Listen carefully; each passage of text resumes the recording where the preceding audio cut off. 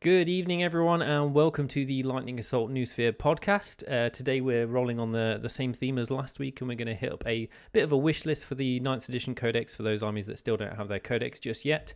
I am Nathan, aka the Mazer, looking after the Meadery, and with me today I have James, aka the Mad Magos, and we have Dan, aka Little Willy. Might have to change that for future. Who knows? Maybe it's fine. It'll never change. Yeah, exactly. Yeah. James, do you wanna introduce yourself and shout out to people where they can find you? Yes, and so find me the Magnagos on Instagram and hopefully on the links below via Fiverr. Basically, for one of your mission painting needs, from anything from Warhammer to bolt action to fantasy and everything in between, to terrains probably seen on the podcast. Yeah, so just hit me a link up on Instagram or on my Fiverr. Yeah. Thank you. And you can see that Fiverr link on the overlay below, just below our Discord and Patreon sections. For the Meadery, you can find us at facebook.com/Lightning Assault Meadery, and on our actual website, you can find us at lightningassaultmeadery.com. If you would like to join our Discord, you can see the link below. It's again just called Lightning Assault. There's some areas where you can join some channels to discuss live battle reports and whatnot, painting, rules, all sorts of stuff like that. We also have a Patreon, which we've started last week, which has got a reasonably cheap entry level tier, and that's the only tier that's available at the moment. Obviously, if you subscribe to it, it will help us carry on doing what we're doing, help us upgrade some of our cameras and some of our equipment, and make some of our stuff a little bit higher quality than at present. And if you do subscribe, then you'll get to have a custom role on the Discord server. Dan, do you have any socials you want people to be able to find you on? I don't want people to find nobody. No. Fair enough. Just a heads up, James is doing some serious moving right now, so he's on a bit of a sketchy connection, so he might dip in and out, but he'll still be with us for the general talking points. Today, I apologize, guys. it's all good. Today we are. Oh yeah, carry on. Just quickly, Nathan. Do we want to head up our other patron? Shall we say Dice Cavern Games? Ah, yes, of course. Yeah, I always forget. I don't know why. He's on the intro. I should remember to talk to him about him a little bit more. Yeah. So the shop that we play at is called Dice Cavern Games. You can find him at dicecaverngames.com. Steve runs the shop. We go there to play Warhammer. People play Bolt Action, Age of Sigmar, Magic the Gathering, and Yu-Gi-Oh and whatnot. And if you go onto his website, you can buy Warhammer stuff for 10% off, and also in store as well. And obviously we're running our Escalation League at the moment, so you can see some of our players playing that. In that similar vein, our Escalation League is still going on. Everyone's played that first 500-point round. How did you guys do? Dan? Yeah, I did about as well as I could have done, I think, in my matchup. So I'm playing Adeptus Custodes, and I was unfortunate to match up against a very good player in our area, Henry, who plays Adeptus Mechanicus. So it was a pretty painful game. I think the end score was something like 60-30. So I was just he lucked out on some shooting and managed to take out my captain on Dawn Ego jet bike very early on, which was unfortunate. So it went downhill from there because I just didn't have the bodies. But it was good. It was a fun experience. Yeah, so I played Bob, so I'm playing Blood Angels for the tournament. Got a matchup against Rob, who's playing Salamanders. It was a good game. It was interesting. John was there to kind of provide some helpful tips and advice to both sides. I, however, was doing. I think it was fairly even up until around about turn 3. I did make some early mistakes, like holding back the blade guard. Oh, I think the mobile signal's lost him. We might have to come back to him in a second. Aside from the Escalation League, how's people doing with the hobby as a whole at the moment? Any interesting things going on this week for painting for you, Dan? For me, I've generously donated my airbrush to you, so I won't be doing any large scale painting. But in terms of painting, I think I just need to crack on with my Custodes for the league. So that's what I'm doing. Besides that, not much. Yeah. I've just finished building my bee snaggers, and thanks to the generous donation from the Merchants Guild of Dan. Yeah. Oh, So here we go. go. And we lost him again. Oh shit! Anyway, so I've been batch painting the crap out of my Space Marines now that Dan's loaned me the airbrush, and it does feel like magic. It feels like dark art, like it's cheating, but my god, it's addictive. And it's just such a quality of life improvement for a 75 quid kit. Being able to batch paint and create such quality paint is just unbeatable, to be honest. I would encourage. I was terrified. I had mentioned to Dan I was terrified about airbrushes, but after using it, like getting the hang of it within half an hour, it just changes everything. Yeah, it's not that bad to pick up.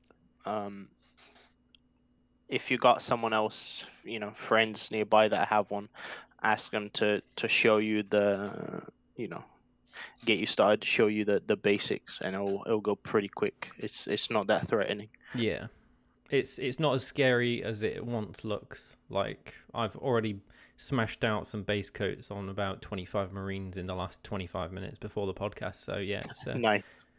It's all good. That's anyway, pretty good. Moving on to the actual meat and potatoes. We're talking Imperial Knights today. Speaking of potatoes, yeah, let's talk about Imperial Knights. Yeah. So talking 9th edition Codex, predictions, wish lists, expectations, where we'd like to see them go. Just to give a sort of overview of Imperial Knights at the moment as a whole. For the last week's competitive events for ITCs and GTs, they have about a 50% win rate, which surprised me. But overall, their win rate from the last 6 months, I think, is about 46%, just over 46%. It's got to be a fluke, man. 50%. Yeah, it did seem really weird when I saw that. I was like, they're not that good. That puts them on the same league as like Imperial Guard, which just seems very odd. I think maybe the meta just moved so fast past them that people are just getting caught off guard. yeah. So yeah, they're on a similar win percentage as like Marines, Necrons, that kind of thing. So to be fair, there were only 2 players who were playing them, and they won half of their 10 games. There was only 10 games where Imperial Knights played, and they won 5. So that's their 50% win rate. So they have such low quantity of players, rather. Yeah. It's difficult to get a decent, solid win rate for them. I think you can't go off like exactly, 2 people playing. It's not enough data, and from our I think that's the real experience. It's been like you've played Chaos Knights, I've played Chaos Knights. John's played Imperial Knights, and all of us have just not had a good time. It's a very peculiar army and an even more peculiar playstyle. Yes, yeah. It's it kind of loses hard to some very specific lists as well.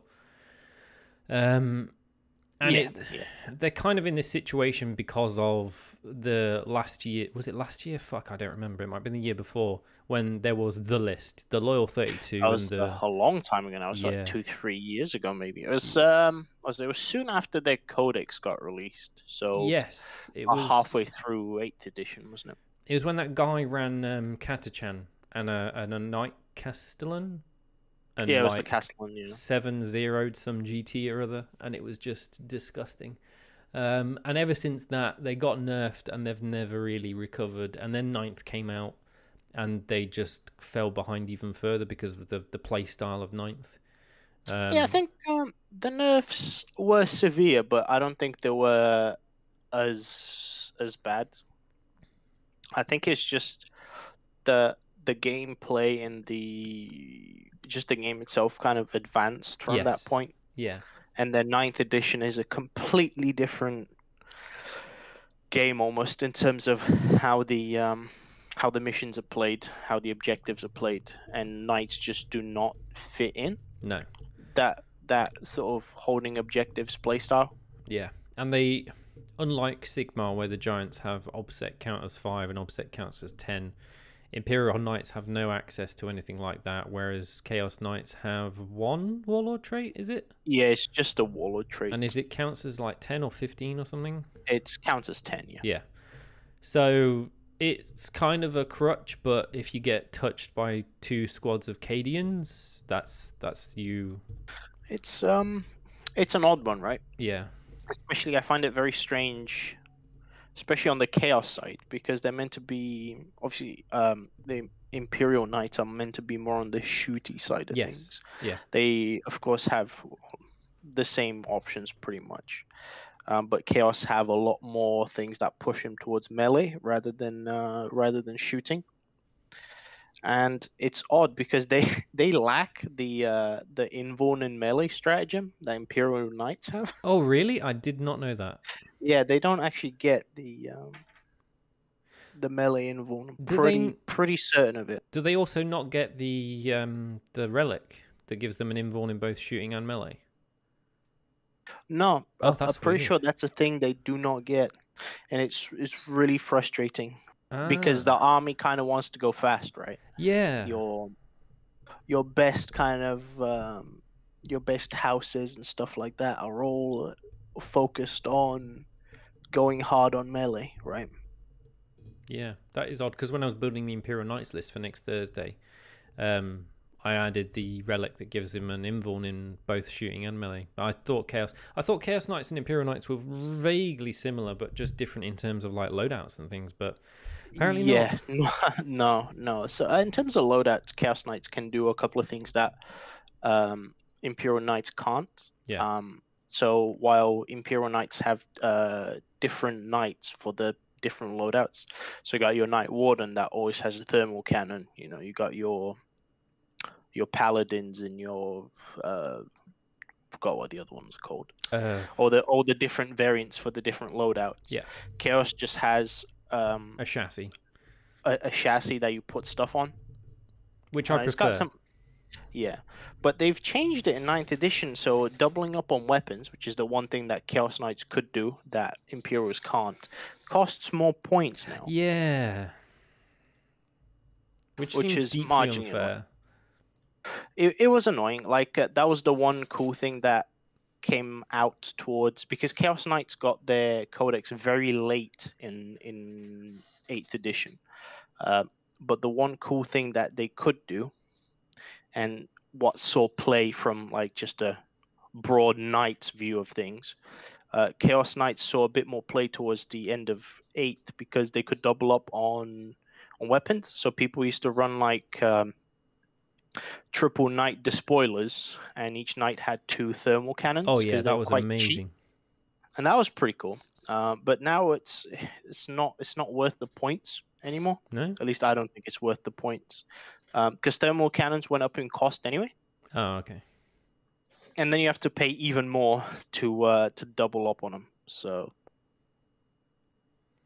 that is a bit weird. One of my first points that I was mention was, I don't know whether anyone. So just to give everyone a bit of sort of background, Dan is our sort of, to us, he's our resident knight expert. He is an aficionado and a fine sampler of the Chaos and Imperial Knight variety. So he plays them. He knows a lot more about them than we do, and he has a better idea of the way things would improve the way that they function at the moment. So a lot of the stuff that we'll discuss, me and James will be throwing stuff out there that is sort of an amateur's perspective on these things, but Dan will be able to give a little bit more of a realistic overview of the things that we suggest or the things that he thinks will sort of improve quality of life at the moment.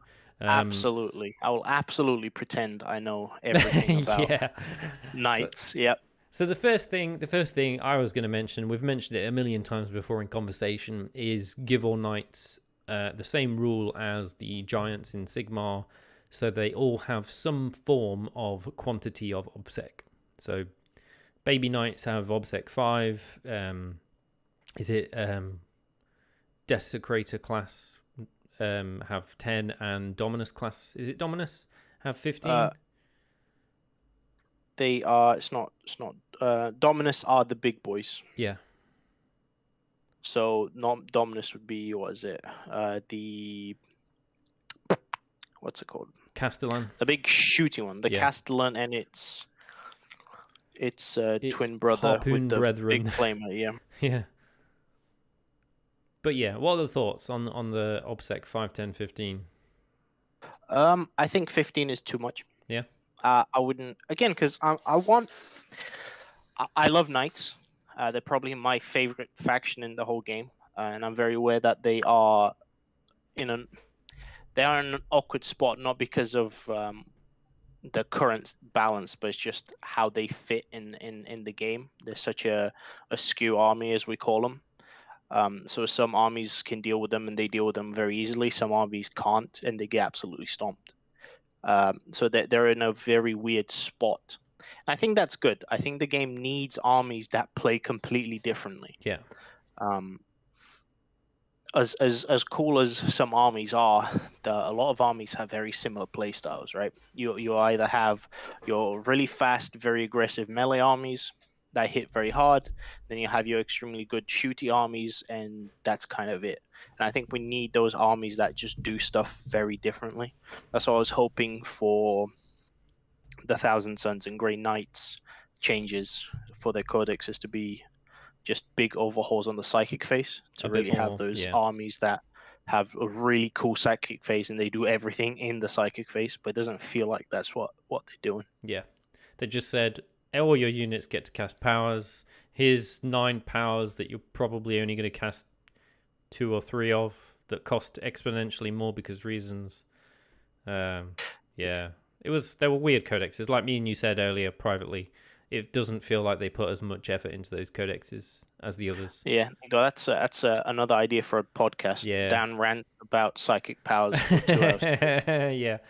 Dan also plays used to play Thousand Suns. Used to play Thousand Suns. In case anyone didn't notice the guttural response in the back of his voice.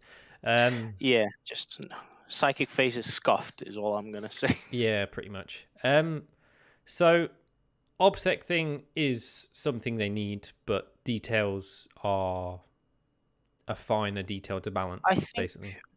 Yeah, I think it's, I don't know. So what before I started ranting, I think my point was, I don't think they should get, I'm not sure, because I want to keep knights relatively balanced, right? I don't want them to be super powerful again, where people cry about knights being busted. I think OBSEC is a very good start, so that would help the army tremendous. But I don't know if it would be worth something like, for the sake of balance, is maybe make that cost points. So you know how armies at the moment, so like every army that comes out now, their headquarters are getting an upgrade, right? So like Chapter Master. You spend like Chapter Master, that kind of stuff. So maybe something like that, and that would give them an OBSEC. Yeah. Alternatively, I was thinking maybe just the little knights get OBSEC. As the little knights are meant to be the scouts, you know, the peasants, the lower rank of the households. Yeah. So maybe they could be the peasants that go out and capture the points. Yeah. That could be a thing. And it's more valuable as a knight player to have 2 Helverins sat at the back holding objectives with OBSEC, and 2 what are they called? Warglaives, holding sort of mid objectives on the flanks with a little bit of OBSEC, and have your big boys actually doing the fighting. Yeah, because one thing that people, I think, don't quite, at least I think newer players to knights don't fully use and understand and take advantage of, is just how big the knights' bases are. Yeah. So sure, they don't have OBSEC, but if you position yourself right on the objective, it's very hard for the opponent to take it off you, right? Because you just kind of block a vast chunk of it with your base. If they want it, they got to blow you to bits off of it. Yeah.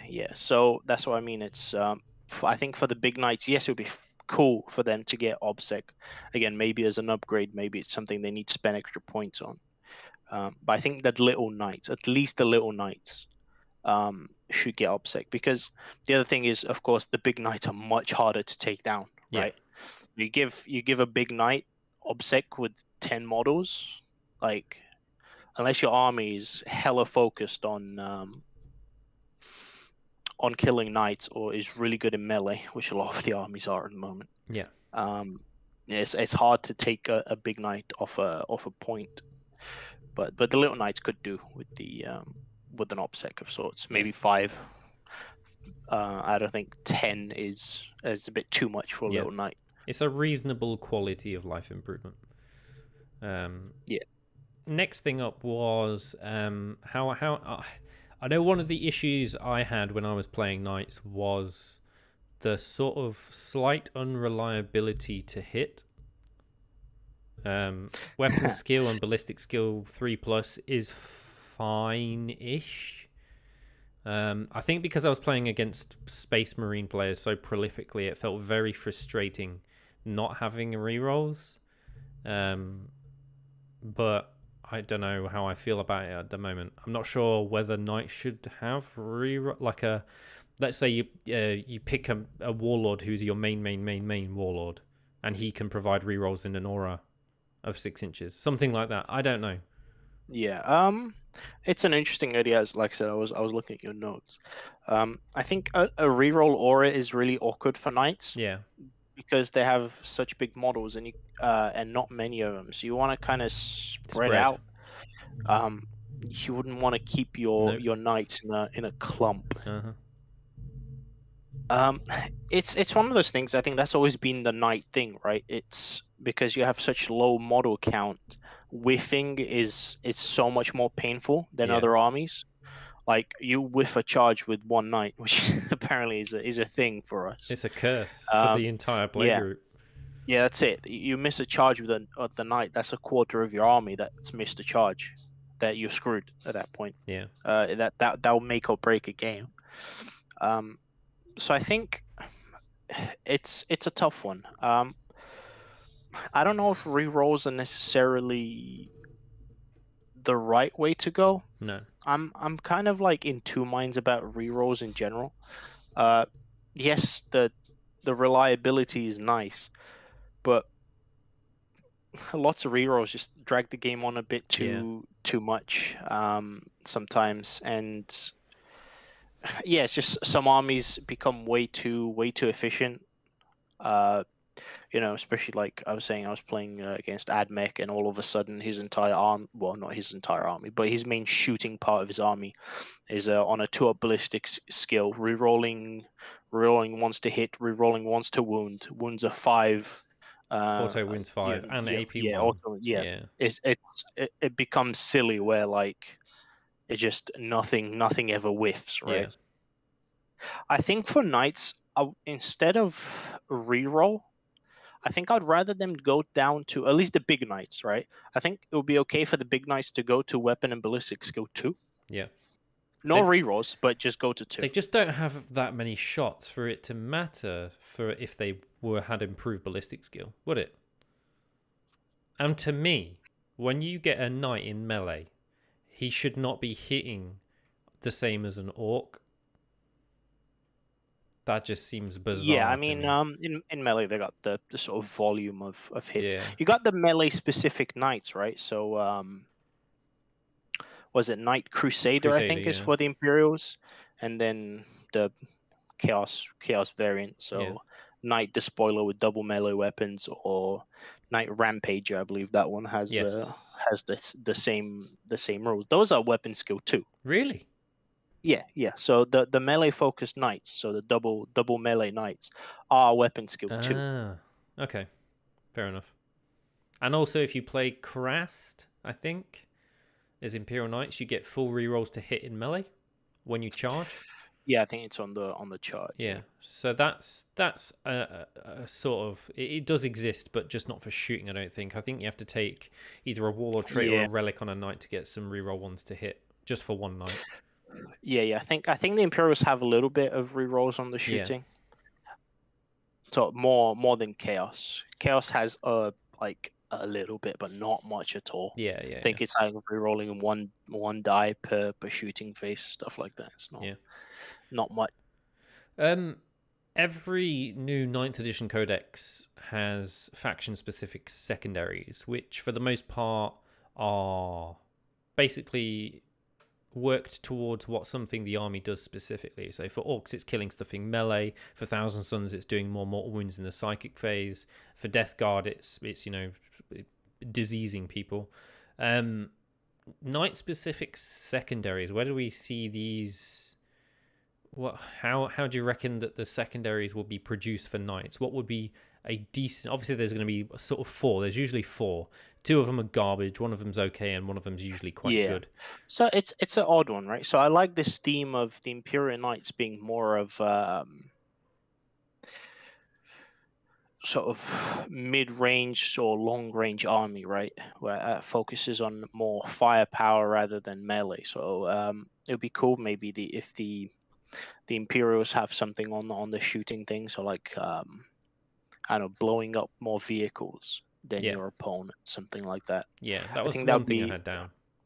Yeah, I think. Oh, really? Yeah. But yeah, something like that would be cool. Maybe for both of them, something like again along the knightly theme in jousting, something like destroying other Titanic units or something like that. Inglorious melee combat. Yeah, that kind of stuff would be cool. Yeah. And then for chaos, I want one that just you get points for stomping things. Oh, I think that should be. Yeah, I just want one that you get points for stomping infantry. So killing stuff with the Titanic feet. That'd be pretty dope. Like 5 points for every 10 infantry killed with feet. Something like that, or like if you destroy an entire unit, you get like 3 points or something like that. So if you kill a unit with a stomp, you get points. That'd be pretty sick. That sounds reasonable to me. Because then it also stops people from just throwing bodies at a knight to bad touch it. Yeah, exactly. I mean, that's another thing that knights have an issue with, right? Is for them being such mighty engines of destructions, they kind of suck shit in melee. If the opponent like gets the charge on you, you're screwed. Yeah. So that's when we're playing on Thursday. That's going to be a big contention. Yeah. Is who gets charges to charge first? Yeah. Because we're both playing knights. We're both playing quite sort of melee orientated knights. It's all going to be down to who rolls those. I don't think we'll even get saves, will we? No, I mean you might, depending on what warlord traits. I only give one of my knights like an inborn in melee, a 5-up inborn in melee. The rest are just you have. Oh, you're running a Lancer. Lancer, yeah. So the Forge World Knight, Cerastus, was it Cerastus Yeah. Knight Lancer or whatever? Yeah, so he has an innate melee, a 4-up inborn in melee, I believe. Don't know if they changed. I haven't looked at the Lancer in a long time. Yeah, I think it's either a 4 or a 5-up in melee, yeah. And then I've given him.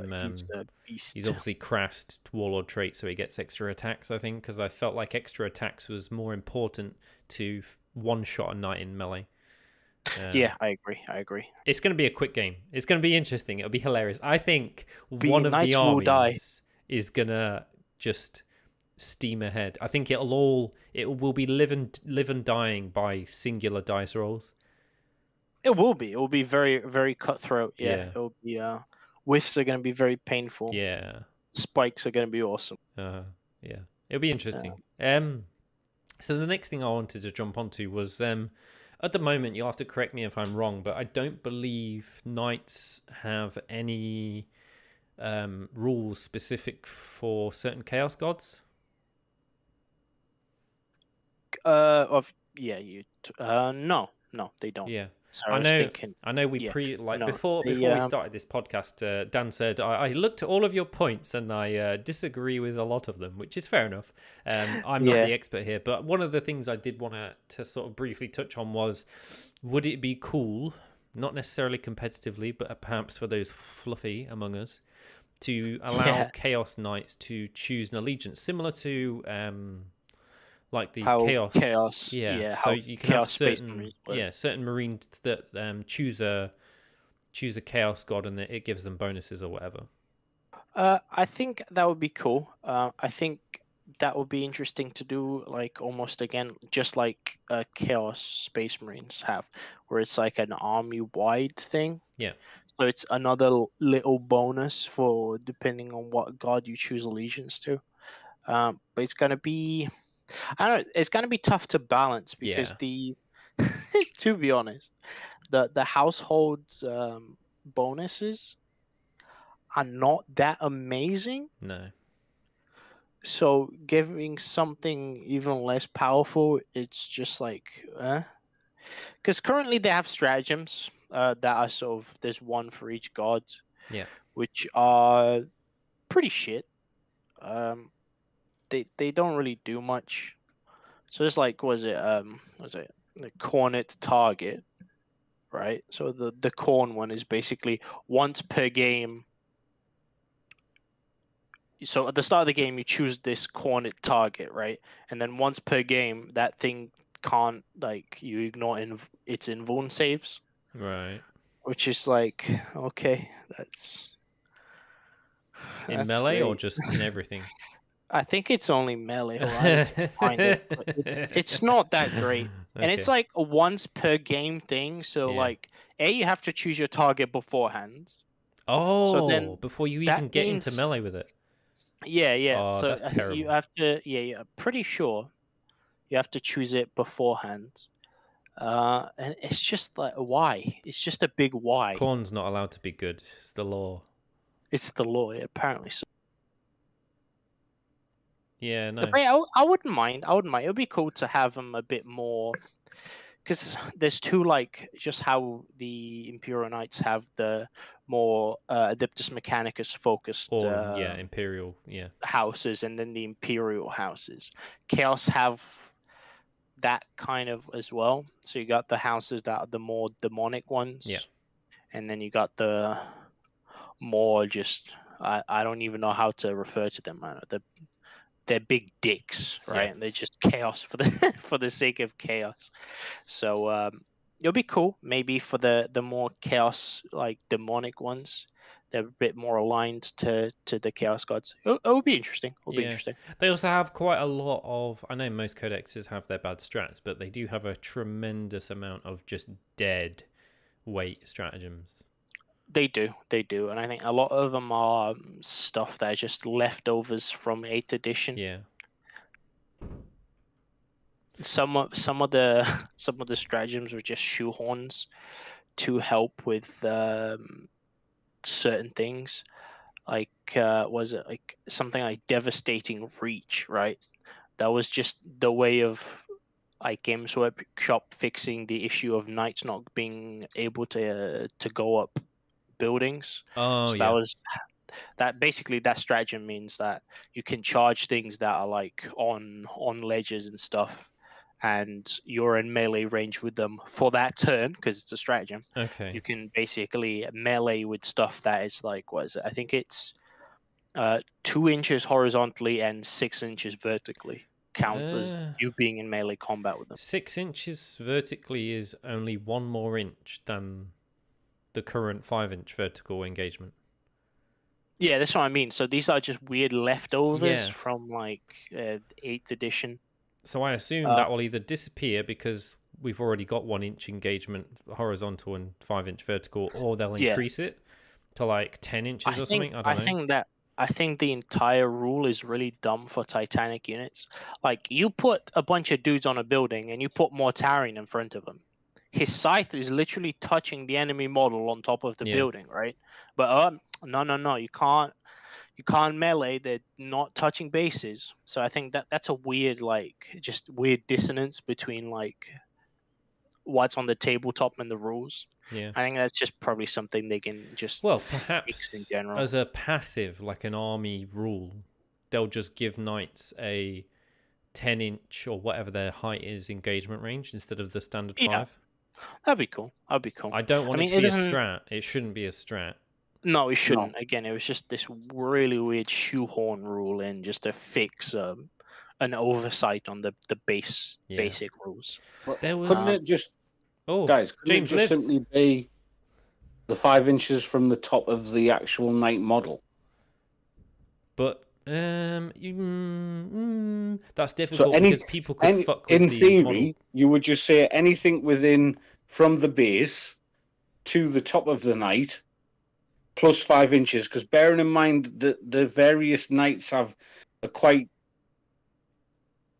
some difference between them. Yeah. So the standard knight against like the Forge World ones, you know, they've got to be at least 2 or 3 inches taller anyway. Yeah. I don't know. So if you say anything from the base to the top of the knight plus 5 inches and say 2 inches deep. Yeah, I mean, maybe. I don't think the height matters as much. It's more on the fact that because they're not touching base, Yeah. you can't do melee combat. So, I was so just people- thinking for the more larger terrain pieces, like for example Nathan's whatever it is with the crane. Yeah. The giant So if you have a guy sitting on the top of that, then surely the knight, being as tall as it is, should be able to really engage models that's on the top, as long as, like Dan says, they're on the ledge, so to speak.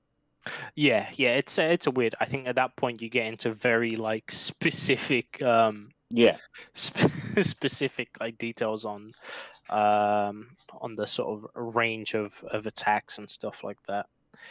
But yeah, I think anything to help them actually kind of engage. So like Nathan said, it should probably be an army-wide rule that they can have a slightly high or slightly more vertical. Yeah. James, did engagement you? rate. I think we've talked about it in the past. Was there a model or a stratagem or something? There was something weird that allowed a vehicle to ignore, or maybe we wishlisted it, where it ignored a wall.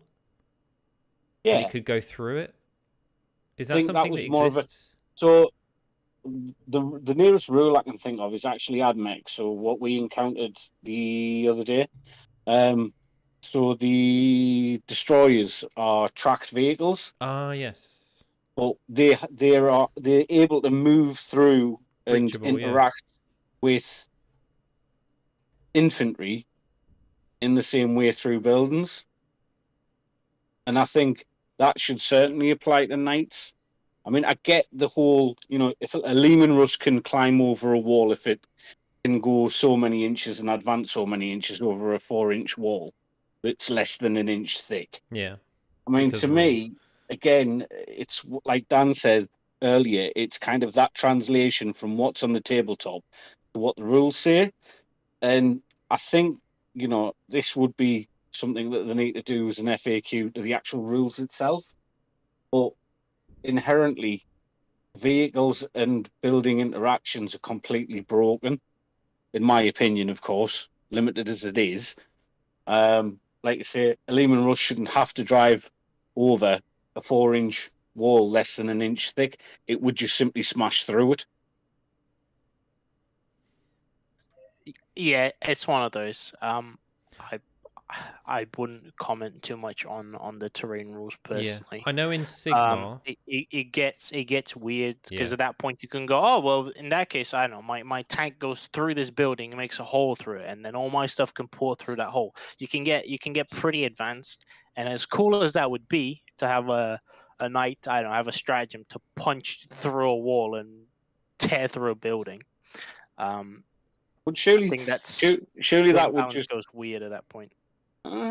especially if there's units already on there as well. Turn around and say the building no longer has the keywords; it is now just difficult to aim. Yeah. So how Sigmar does this? So Sigmar has gone real heavy on monsters, which are like your guys riding dragons and these titanic units, and they have like a phase for monsters, and once per round, only one of your monsters out of your entire army, so you can't deal with each of the monsters you have, They can Right. perform a monstrous action.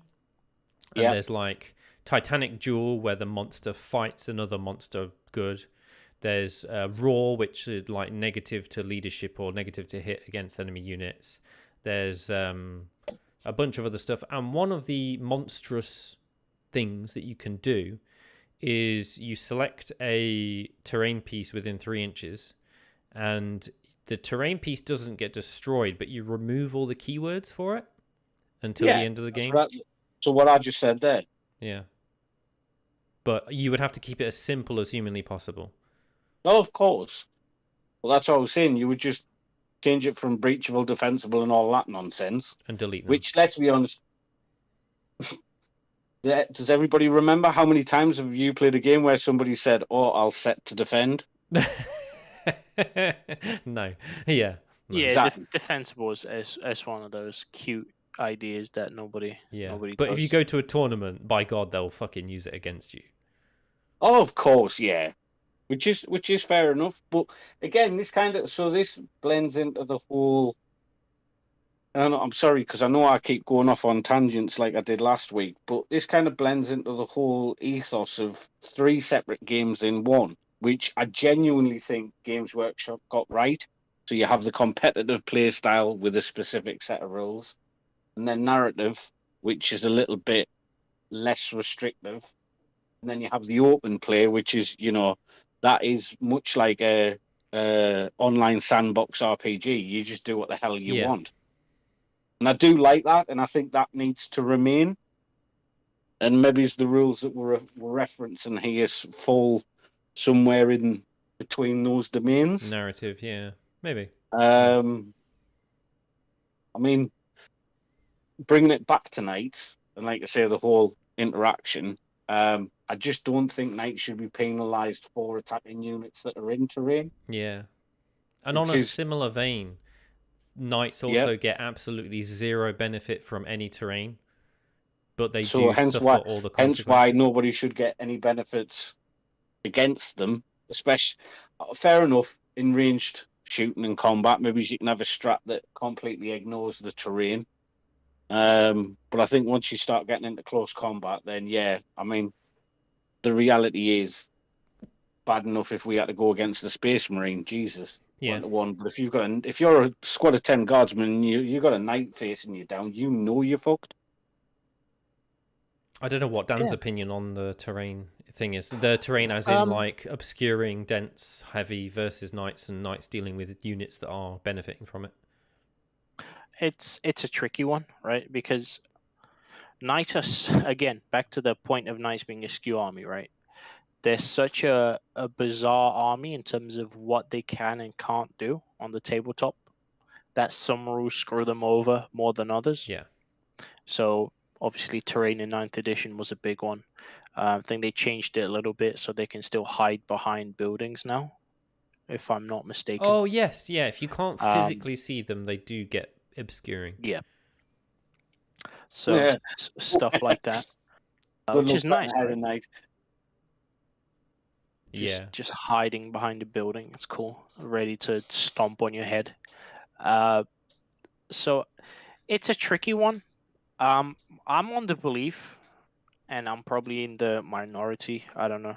I don't think knights are too poorly balanced. I think they need a few tweaks. Yeah, they're on the cusp of being 50-50. Yeah, I think they are. They need a few tweaks. I think the real tweaks that they need are, I think, like we said, maybe a easy way to get OBSEC. Not sure if army-wide OBSEC is the right choice. Yeah. But certainly, at least on the small knights, I think they could do with the off-spec. Totally agree with that. And again, maybe just something to help them with the consistency, because I think that's, besides them being screwed over by terrain and stuff, consistency is like your biggest downfall. Yeah. On knights. And why we haven't talked about, and I'm curious, the whole knight force org. Yeah. Like in the sense of, so they're all lords of war, I suppose. and I get that from using them as a auxiliary, so they soup into other armies, but within themselves, how do we feel about that? Like, I mean, to me, the close combat guys, the paladins that have the chainsaw and the fist, giving them something like putting them into the fast attack role and giving them an extra 2 or 3 inches on the movement. You can kind of do that already with the Landstrider Warlord trait. That's what I'm saying. Rather than be a warlord trait, do we start categorizing the knights and actually putting them in boxes? So you have like 5 knights, and you go, right, I'm going to pay 10 points or 20 points or 50 points to make this one better as a melee knight. I'm going to pay 10 to 50 points to make this one better as a ranged knight. Yeah. Like Dan mentioned earlier with the upgrade points for the OBSEC thing, you'd pay points to make a knight a specialist in one area. Yes. Maybe, I mean, they in a way they already have that, right? Like the Knight Crusader already has better weapon skill, which is huge, as the only melee knight. I keep saying a Crusader. Something tells me I'm wrong, and I think the Crusader is the one that has the double guns. There's the Warden, the Paladin, the Crusader, the Castellan. I can't remember.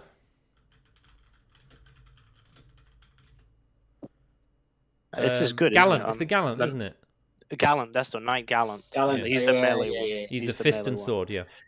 Yeah. So he already has a better weapon skill. And he's cheap. Yeah. Yeah. So they already kind of have that. I don't know. Like I said, I think they're fine. They just need little tweaks. The biggest problem that the army has, besides terrain, so I don't know if like destroying terrain is the right way to go, because something tells me people will find weird ways to abuse it. I mean, knights already are now. They're really hard to soup into other armies. Yeah. Well, they've made them slightly cheaper to soup in, only 1 CP for an auxiliary if they share the same keywords. Yeah. But I mean, do they still get their household traits and everything, and the household benefits? You need a full need a full detachment. That's the problem. See, why would you take a knight for 1 CP if you're not getting the household? I'll tell you why. A long time ago in 8th edition, knight weapons were the tits. But the power creep that happened between 8th and 9th, right? Knight weapons are just not that amazing anymore. No. So there is no, and they're not as tanky as they used to be, right? Because again, the power creep in weapons, everything's getting more damage, everything's getting more AP. Yeah. Knights are not the bulwarks that they used to be, right? I mean, do you remember how much shooting you had to do to take out a fucking Castellan in 8th edition, especially at the start? Yeah. Like, that thing was just shit, hellfire, and 2 fury up save, on everything. 4 up invuln. 3 up save, 4 up invuln. You could going give up it to 3 invuln. Sainted Iron, couldn't you? For +1 to save. Did that? It might not have existed back then, I can't remember. I think it did, but I don't think you would pick that, because you would just pick the baseline 4 up invuln, and maybe give it like the 5 up invuln in melee. Yeah. And then use the thing to bring it down to like a 3 up invuln, which was busted. Yeah, that was. But even past that, right? Let's ignore I think we can all agree that 3 up invuln knights was a mistake. Yeah. Yeah. But knights are just too squishy, I think, at the moment. Yeah, 100%. Especially with just some of the weapons that some factions have. Like melters have gone up, and they're pretty fucking scary. Yeah. A lot of armies have like crazy +1 to wound rolls, and I mean, like salamanders. I think like salamanders with melters just chew through knights, right? Yeah. Anything that has receptors. Yeah, there's a lot of things that can shoot a knight down. Yeah. Not to mention in melee they're screwed. Right? Exactly. Yeah. Sure, it's toughness 8, 3 up, but that's it. It's a 3 up. That's it. You got nothing else. You got 3 up.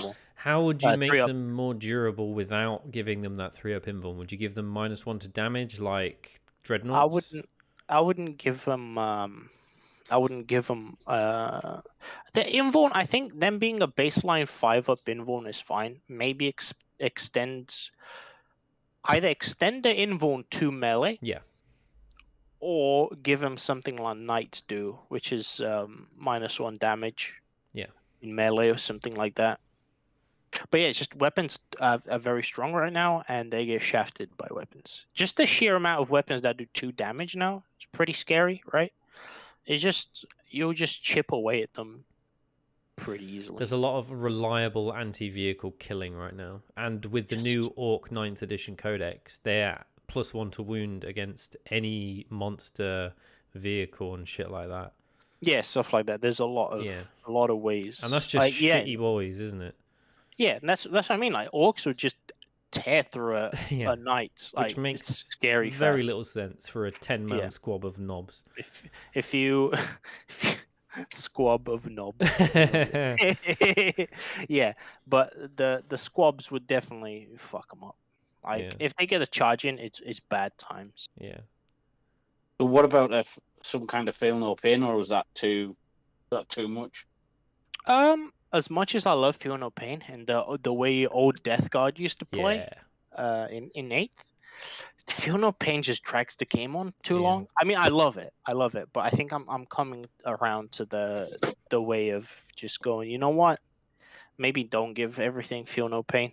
I think -1 damage is in a good amount of scenarios these days. It's a quicker solution, but I think to be honest, it's stronger, especially in the current meta with so many damage to weapon. -1 to damage is hella good. It makes dreadnoughts just at that moment much more infuriating to remove from the board. And from what I've heard, people playing orcs, a lot of people are obviously playing a lot more buggies, trucks, and stuff. The ramshackle rule is a real problem for people dealing with these like really fast little vehicles. So the -1 is a strong passive that doesn't appear to be that amazing at first glance, but over the course of a game, it soaks a lot of damage. It really I was going to say, so could you not for knights maybe knock that up a notch and say, because you used to have those refractor field shield facing things, didn't you, where they had a really good save on one facing value. And I'm not saying bring anything like that back, but I suppose to kind of do it a 9th edition way. How would you feel about maybe something along the lines of at the start of every turn or the start of your opponent's turn, it's D3, -D3 damage across the army? I think that would be a bit powerful. Like having -3 damage on stuff is you luck out on that, all of a sudden your opponent's melters are going to be nothing. Worthless, yeah. I don't. Again, I think like Nathan said, knights are just on the cusp of that balance. I would be very happy with the Knight Codex. I know it's a bit of a cop out, but I'd be pretty happy with the Knight Codexes having just the little things added to them. I think if they there's a lot of things wrong with knights, right? Like the way how in 9th edition you can't, like, all the pre-battle stratagems have to be declared before you see your opponent and stuff. So one of the big advantages that Chaos Knights had was they have a lot of these very specific stratagems and warlord traits. Warlord traits specifically. That's the change, isn't it? You have to pick your warlord traits and relics before the game. So knights had a lot of warlord traits and relics that were very good against very specific things, right? So you could tailor your, you keep those slots open and you could change your army a little bit depending on who your opponent was. And that was really fucking cool for Chaos Knights. And they removed that, which is a big shame. So I'd like to see that back. Yeah, you can't do that now anymore. All your warlords and stuff have to be declared before you see your opponent's army. So you can't change them from a game to game scenario, which is something you could do in 8th edition. Yeah. So that would be cool to come back. But in lieu of that, let's say, fine, fuck it. You can't select your warlord traits beforehand. A lot of their warlord traits are just shit. Yep. And Yeah, I was so are looking through. their a lot of their warlord traits are bad. A lot of their relics are bad. So I think some better warlord traits and relics, and yeah, just little tweaks to like their Quality of life. survivability a bit. Yeah, just quality of life. That's what I would like to see ultimately, is little changes. I think there were cool ideas. That the way they've went about how knights work, I think it's fine. They just need a little push to bring them into 9th edition and for them to work a bit better in 9th edition. I don't think sweeping changes to how they work is the way to go, especially with how Games Workshop are writing rules now and they're doing all sorts of weird shit. I don't think knights need lots of layers of like weird rules and stuff like that. I think they should be. There's enough data from how they play to improve upon, and I think it would be a mistake to throw away all of that data and start again with a huge sweeping codex that starts from scratch. I understand there's some armies that benefit from this fresh start codex, like orcs, but knights are not it.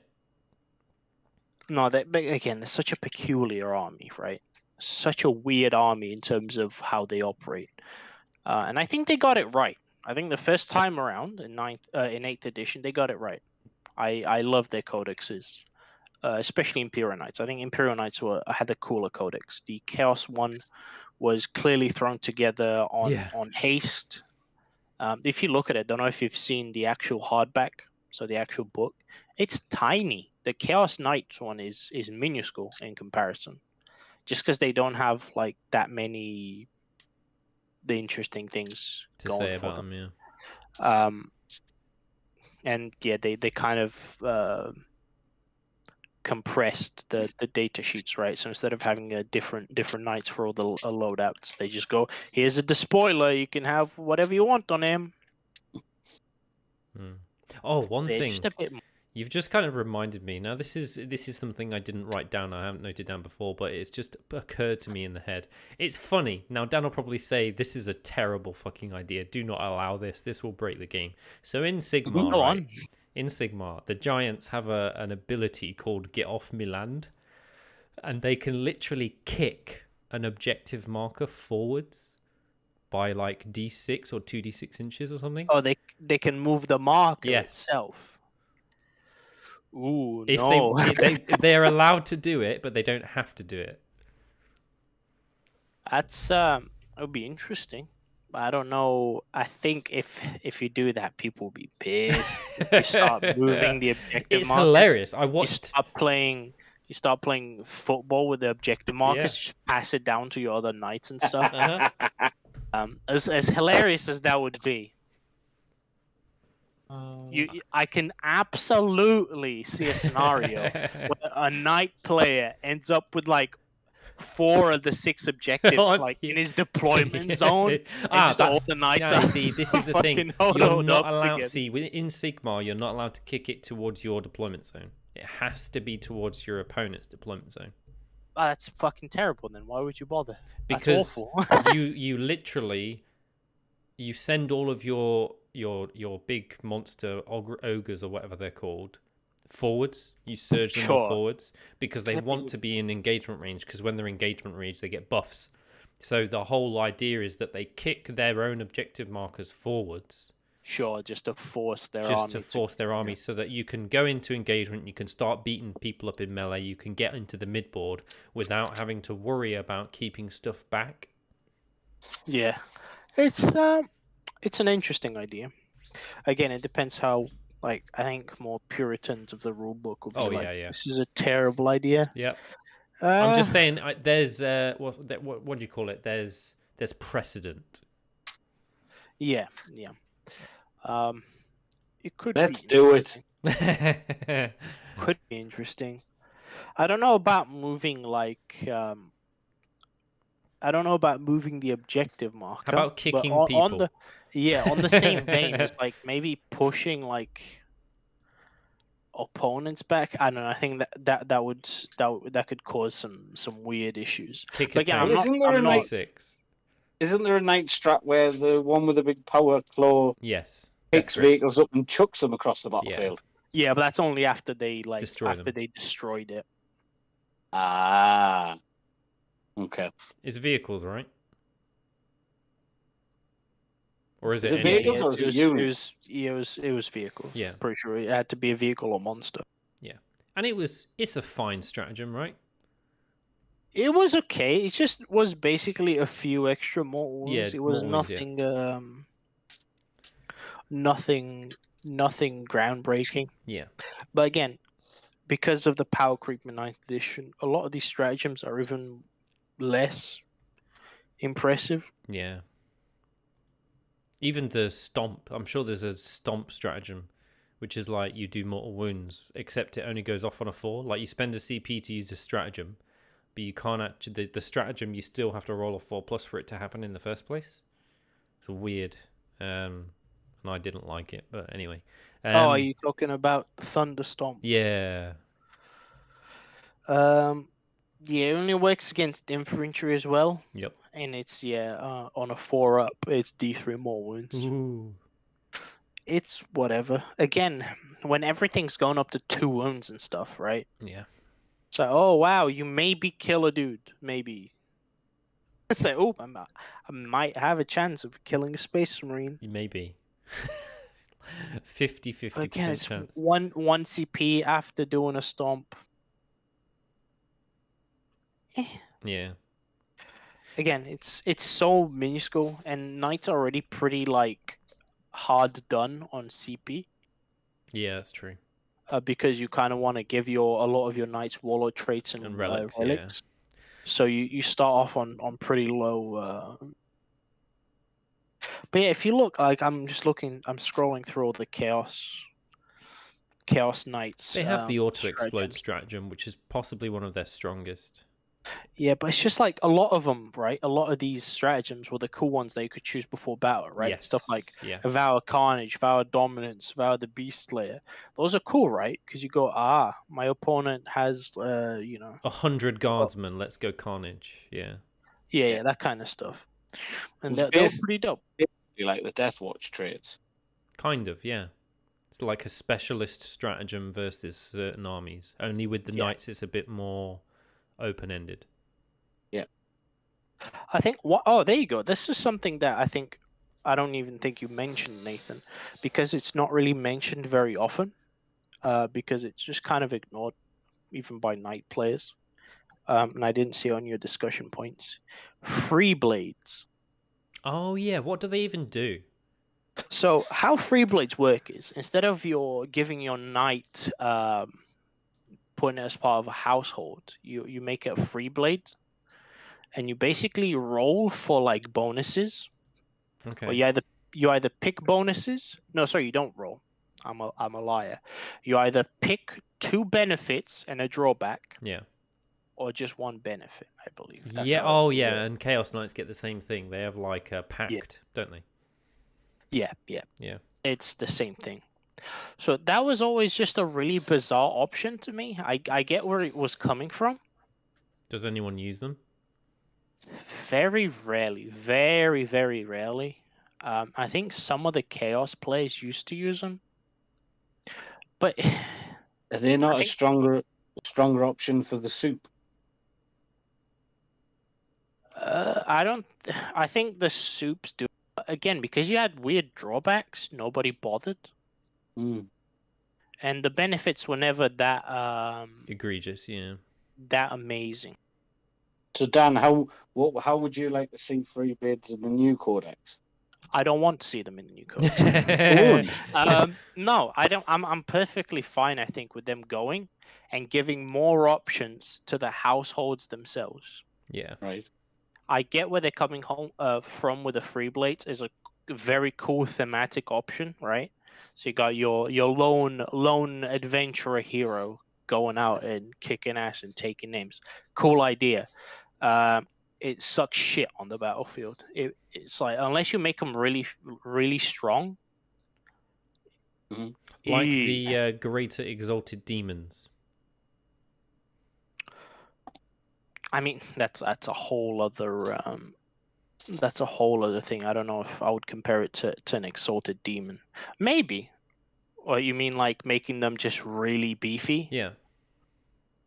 If they're not going to get a trait because they're souped in, just give them like this one bananas rule so that they're a valid addition. Yeah. What? Just for souping them in? Yeah. Because that's Maybe. what Freeblades are for, isn't it? It's for souping it. Well, should be. We out of left field, but something like Victor of 1,000 battles, Freeblades get preferred enemy. Maybe it could be interesting. They could do stuff with it. I think the way I was looking at it is, instead of just having basically this other, because basically Freeblades right now are this really weird sub-faction. Yeah. Right. But it's not really. It's really weirdly implemented, because you can still have them as part of your detachments, but it's a Freeblade, so it's really weird. Yeah. I think I'd rather just see more support for the households. Like, instead of spending the Codex pages on weird rules, I'd rather just see more cool stratagems and warlord traits and stuff like that for the actual households. Because right now the households is just not that impressive. Yeah. Like, again, I'm talking more from the chaos side of things, but Imperial is pretty much the same. Like, each household gets a warlord trait, a relic, and a stratagem. Yep. 80% of all of those are terrible. Yeah. It's like, basically for chaos, people just play they just play House Herpetrax. Yeah. The Herpaderp house, because of its wait, no, it's not Herpetrax, is it? It's what's it called? Is the one where it's extra attacks, right? Vetrix. Is it Vetrix? I think it might be. No. No. Why can't I find it? Or is it the custom ones? You see, I haven't played Knights in so long that they're not even. Oh, they can add one. Oh no, that's Heroically Intervention. Hold on, let me look at my Knights list. This is terrible. I should know this stuff. So Herpetrix is the one that we usually use, where it's +2 to wounds. Herpetrax. No, sorry. Yeah, it's House Herpetrax that you use. What I was thinking of is the which side you choose, right? It's whether it's the what they called. They get the demonic houses or the they get the demonic ones or the cool ones. Yeah. So what does it actually do? You get extra attack on the charge. Conquerors without mercy. Yeah. When a model with this ambition, that's the one. When a model with this ambition makes a charge move, was charged, or performs heroic intervention, add 1 to the model's attacks until end of turn, and 1 extra AP for melee weapons. Oh, not bad. It's Blood Angels. Yeah. It's really... Yeah, it is, isn't it? It's weird how every custom melee chapter rule for various armies is just a copy paste of Blood Angels. Kind of like Admech's what was it? Riser is literally, they're just Blood Angel rules. It's weird. Yeah, so there you go. I remember now. So you got the two branches of household. You got Iconoclast. So if you pick Iconoclast, all Iconoclasts get 1 bonus, and then you get the sub bonus of your actual house. Yeah. And then you have Infernal households, which I think their bonus was kind of dog shit. And nobody picked them. Yeah. I forgot. Let's have a look. What is their bonus? They get. Was it? It's not. So what I'd like to see. Yes, nothing. Just while Dan's looking that up, from the Chaos Knight side of things, I really do think they should be able to gain marks of chaos. Yeah, we spoke about this earlier. Yeah. Oh, did I miss that? I'm sorry, I did drop out a couple of times when I was driving home. All right, So, go yeah. ahead. So no, I'm just that in itself. I think it would be really nice if the Chaos Knights got the option to do Mark of Chaos. So Mark of Nurgle, Mark of Zinch, Mark Korn, All right, sure, yeah, I see. Mark Slanesh. That'd be cool. I wouldn't mind them going, more on the sort of aligning with a specific god. Would definitely be. I'd be down for that. Definitely. Yeah. I don't know how you would sort of balance it. Which way to go? Like I think we spoke about it a bit. So either you make it like a little bonus for the whole army, or do you do it more on a night by night basis? I think maybe a night by night basis could be cool, right? Maybe that's. Well, there you go. Like so I hate to see it because it kind of goes against what you were saying for 5 minutes. But I mean, in a way, and obviously it is up to the guys to make it work at GW. But I genuinely don't think they will get rid of free blades just because they've already invested so much lore and rules into it. So maybe on the chaos side of things, you have your houses, and then you have the equivalent of free blades, and the equivalent of free blades get the marks. Yeah. So then you could run an army of Mark of Chaos Knights, whether it be one of each, which you might want to do, or you could just run an army wide. Yeah, that segues nicely onto the final thing I wanted to bring up. Was obviously in every 9th edition Codex, not Codex, sorry, sort of the editions, the Warzone Sharadon. Everyone's getting an army of renown. And my last question will be, where do you think they should or could go with an army of renown for knights? Because it's a very limited faction. Yeah, I mean they've already got one for knights, haven't they? For Imperial knights. Was it the second book had knights in it, right? I have no idea. I think the second book had knights in it. I'm personally, I don't know how I feel about armies of renown. It's an interesting option, but I mean the Skitarii one seems to be very popular. Well, that's the problem. Is they're really hard to balance because what happens is if they're good, that means literally almost every army is gonna look exactly the same. Yeah. If it's bad, nobody gives a shit about it, and it gets ignored. Fuck! You're right. It already exists. Yeah. Imperial Knights already got their army of renown is literally they all have to be free blades. Yeah, it's success. That's terrible. Okay. So that was their idea of balancing free blades, was it? Just make it free blades or an army of renown. It sucks and nobody cares about it. Every free blade can have qualities and burdens, right? Okay. Yes. And one can be a legendary knight. +1 leadership. What? Why? Why would you give a knight +1 leadership? Does that have an effect on anything? Nope. Not really. I mean, is there a single unit? They either break or they don't. Against Drukhari, maybe. Yeah. But... So the legendary knight gets +1 to its leadership because for some reason, and it also gets to specifically select 2 qualities and 1 burden. That's it. That's what your army of renown gets you: leadership and to choose burdens. Wow. Yeah, it ain't great. I'm looking at their warlord trait and their relic, and I'm not impressed. It's a fancy chainsword, basically.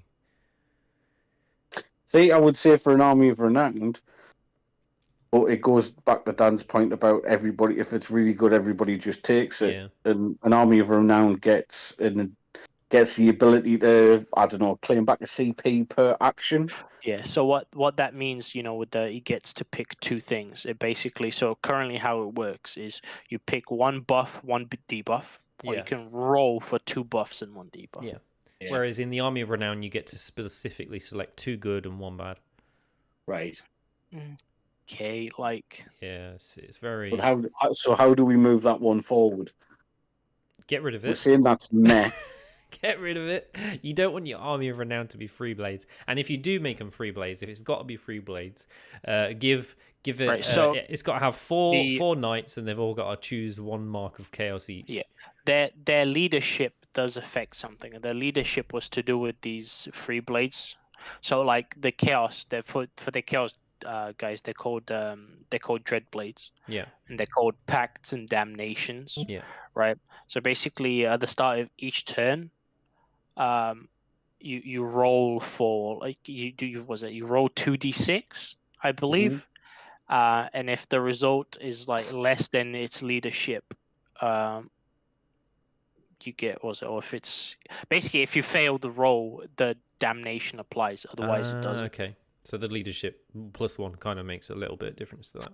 Yeah, so it makes it easier Less to painful.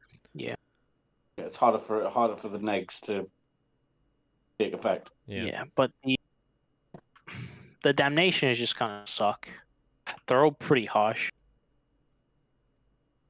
It's like, it's Forsaken. Oh, your guy can't be affected by stratagems. What? Or your guy fights last. Okay. Your model can't fall back, and his ballistic skill is a 6-up. It fucking sucks. It does seem a bit extreme. Look at this. While this damnation applies, roll 1d6 at the end of each phase in which this model lost any wounds. On a 4+, this model loses 1 additional wound. It's just like, and that's probably the one that you're gonna pick because it's the least painful. But it's just, a lot of them kind of suck. Yeah. Just quickly, and again, I'm sorry to go backwards. Yeah, go for it. Do knights always fight first? No, only if they charge. Same as their armies. They have some. They might have some rules and stratagems to get fight first. Like I think Chaos Knights have one. In fact, I know because it's part of my army. I think it's called Quicksilver Sash of Slanesh or whatever, which lets him attack first. Do we think going forward in the new Codex, then that might be a way to buff them without breaking them, or would that be too broken? What, as an army rule, fight first? That would be a bit broken. I don't think it makes that much of a difference. Like, fight first is pretty Fight first just puts you in the same pool as chargers. Knights don't need it. They don't need fight first because knights as an army-wide rule, well, not army-wide, the big knights at least do. The big knights can retreat, then they can fall back and charge anyway. Yeah. So they will fight first in the phases they wouldn't be able to anyway. So it's not a biggie. If you make them to always fight first, even in the charge phase, that would be broken. Yeah. Well, that is all of my notes completed. So I think we've this has actually been a heck of a lot more organized. We've talked about it to death. We've come up with some fairly reasonable things, and all in good time. Only an hour and 20-ish minutes. Yeah, it's pretty good. So, tell you, every episode's going to get more professional, Nathan. That's the promise. It's only up from last time. That's it. Bit by bit, we'll get better. We'll get there. Yeah, exactly. So anyway, we hope everyone's enjoyed listening to this and hearing us ramble on. We would very much like to hear your thoughts in the comment section below. Hit us up. I'm always happy to reply to comments on all of our videos. And just in terms of next week, on the same night theme, we've got Dan and James here playing a Imperial Knights versus Chaos Knights next Thursday at 7 p.m. live streamed again as usual. It'll be very, very interesting game, I think. Yes, a titanic brawl for the ages. It's just going to be a fucking mess, isn't it? A hot, be awesome. metally mess. It'll be great. Of course it will. It'll be entertaining, possibly not. I was going to say, if anything, it promises to be entertaining. Yeah, exactly. I mean, who doesn't want to see big robots tear chunks from each other? You say that, but statistically, night battle reports get less views than any other. I'm not surprised. I think knights are they're a skew army, They're dude. either people love them or hate them. I'm on the love side. I love them so much. I think they're some of the coolest models. I think they got some of the nicest models in the whole range. They look cool. Are they great? they're okay. I think they're really think- fun to play personally. I enjoy playing armies that have very few model Yeah, me too. counts. So Yeah. every model just feels that much more important and cool. Yeah. I think at one point before Custodies, point for pound, they were one of the cheapest armies to put together. Yeah, that's true. Yeah, they were. Yeah, for sure. I just feel sorry for them. I think that after they had their heyday in 8th, they got a lot of hate and got absolutely shit on by Games Workshop because they were terrified of them ever being that good again. Yeah, I don't think they got shot on by Games Workshop. I think they were fine after the nerfs. I think they were in a good spot. Yeah, personally. it's just 9th. 9th absolutely ruined them. I think that was just an oversight Yeah. on Games Workshop. They completely forgot about Knights. I think as an army and how they play. I think they fell into the same. Me and Nathan were talking about this last week. They kind of fell into that same bracket as the Baneblade. Yeah. Yeah, You know, an awesome model, or the Baneblade variants, obviously. No, an awesome model that just all of a sudden, you know, like you say, just fell by the wayside, and it's a shame because it's iconic. What's the word I'm looking for? Yeah, thank you. That's the word I was looking for. It's very iconic. Yeah. And so are the Knights, and that's the thing we want. I think everybody would agree when we say we want to see these iconic vehicles and monstrous creatures back. I want to see Great and Clemons on the table. I want to see Knights on the table. I want to see Baneblades on the table. You know, I want to see Squig-Ups on the fucking table. I'm saying, what's the big Tau one? Oh, fuck. Storm Surge. Storm Surge, yeah. Storm Surge, yeah. You want to see those on the table? You know, you want to see your big gribbly nids on the table? Absolutely. I think at the moment just vehicles are kind of bad. Yeah, because of general killy profiles. Yeah. Just I think I think it might be wrong. I might be wrong this way. I think it's just because of the power creep in weapons in general. That the range weapons have become so strong. Even some of the melee weapons have become so strong that and the balls just become smaller. Yeah, vehicles just get blown up. And they solved that issue with dreadnoughts with the -1 damage. Yeah, I think the -1 damage is definitely the way forwards. It'll be cool. I'd love to see some of the, again, back to iconic units, right? When was the last time you saw the truly iconic Space Marine vehicles? Where are the Predators, the Rhinos, right? Okay, sure, Rhinos. Fuck Rhinos. The Land Raiders. Yeah, the Land Raiders. Oh, that kind God. of stuff. Yeah. Obviously, Land Raiders and Rhinos are in an awkward spot because they only carry the old Marines. First gen. Yeah. But who knows? Maybe they should make them carry Primaris. Yeah. I don't know. But it would be cool to see those kind of iconic units. Yeah, I mean, if they give the Custodes Land Raider -1 damage, I think I might take it. Could be good. Could be a cool transfer because it already has 14 wounds. Yeah, it's 14 wounds, T8, 2 up save, 6 up feel no pain. It can use Archaeotech munitions on its 4 las cannons for reroll damage. Yeah. Yeah. And lore-wise, this is what I could never get my head round. So lore-wise, a Primaris Space Marine is pretty much on par, pound for pound, with an actual Custodes? No, it shouldn't be. No? No, definitely not. It should not be. No. I thought the Custodes were always bigger and stronger than a Marine. Yes. They're stronger than a Marine, but they're definitely not on Custodes level. Right. Yeah, Primaris are a bit bigger. Primaris are a little bit bigger, but Custodes are on a whole other level of fucking steroid abuse. So I'm just gonna. That's what I'm saying.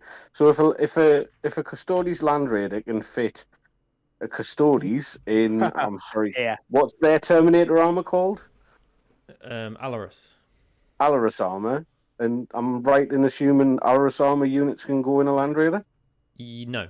Yes. No. I don't know. Fuck. I've never checked because I've never run one. I'm not sure. Well, they're equivalent to Terminators, aren't they? Yeah.